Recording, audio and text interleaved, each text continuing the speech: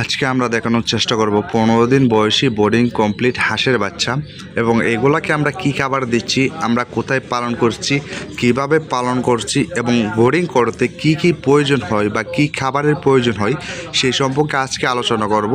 প্রিভিয়ার্স আসসালামু আলাইকুম। দেশ ও দেশের বাইরে থেকে যারা দেখছেন সবাইকে ওয়েলকাম করছি বারাকা হাঁসের খামার থেকে।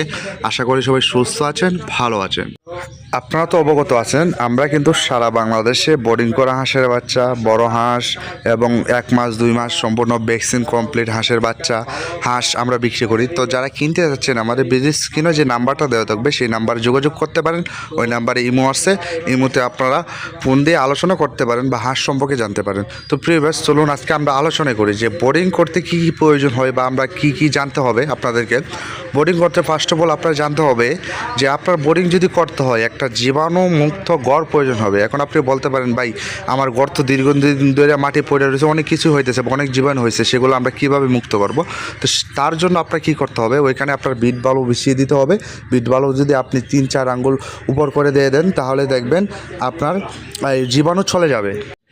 আর প্রিভিয়াস আপনারা জানেন যে আমরা সারা বাংলাদেশে আমরা পিকআপের মধ্যে ডেলিভারি করি, অনেক সময় আমরা বাসের মধ্যে ডেলিভারি করি। যদি বাচ্চার পরিমাণ যদি আপনার বেশি হয় তাহলে আমরা পিকআপে ডেলিভারি করি, আবার যদি বাচ্চার পরিমাণ আপনার কম হয় তাহলে আমরা বাসের মধ্যে ডেলিভারি করি। তো এখন দেখতে পাচ্ছেন আমরা কিন্তু এখন বর্তমানে বোর্ডিং করা 15 দিন বয়সী বাচ্চা ডেলিভারি করছি এবং এগুলা বাচ্চা কোথায় ডেলিভারি করছি সেটা নাই বললাম। তো প্রিভিয়াস যারা কিনতে চাচ্ছেন আমাদের ভিডিও স্ক্রিনে দেওয়া নাম্বারে যোগাযোগ করবেন। এবং আপনি যখন হাঁসের বয়স 15 দিন হয়ে যাবে তখন আপনি দিনে একবার গোসল করাবেন এবং আপনি এটাকে ঘর থেকে বাইরে নিয়ে কোনো গাছের নিচে বা যে জায়গায় আপনার ছায়া থাকবে সেখানে আপনি রাখবেন, যাতে আপনার রৌদ্র হাঁসের খামারে আসে না পড়ে বা আপনার খামারে না পড়ে। দেখতে পাচ্ছেন আমরা যে জায়গায় রাখছি সেখানে কিন্তু রৌদ্র আহামরি আসতেছে না, সবটাই কিন্তু গাছের ছায়া রয়েছে, যেহেতু আমরা দুপুরবেলা ভিডিওটা করেছিলাম। এবং আপনারা এখন যে ভিডিও স্ক্রিনে যে হাঁসগুলো দেখতে পাচ্ছেন এগুলো কিন্তু জেন্ডিং জাতের, 1.5 মাস বয়সের আগেরটা ছিল, এখন এটা 15 দিন বয়সের। তো এগুলো যারা কিনতে চাচ্ছেন আমাদের ভিডিও স্ক্রিনের নাম্বার দেওয়া থাকবে, ইনশাআল্লাহ যোগাযোগ করবেন। প্রিভিয়াস এখন যে হাঁসের বাচ্চাটা আসলো সেটা কিন্তু আপনার বয়স 15 দিনেই এগুলাকে কিন্তু আমরা একটা বড় হাওরের পাশে পালন করছিলাম। এগুলাকে আপনারা দেখতে পাচ্ছেন আমরা কিন্তু এটাকে বাহিরে খাবার দিচ্ছি এবং খাবার হিসাবে যা দিচ্ছি হলো আমরা কাজী অথবা নারিশ জাতের যে ফিডটা রয়েছে সেই ফিডটা কিন্তু আমরা দিচ্ছি এবং মোটা যে ফিডটা রয়েছে সেই ফিডটা দিচ্ছি।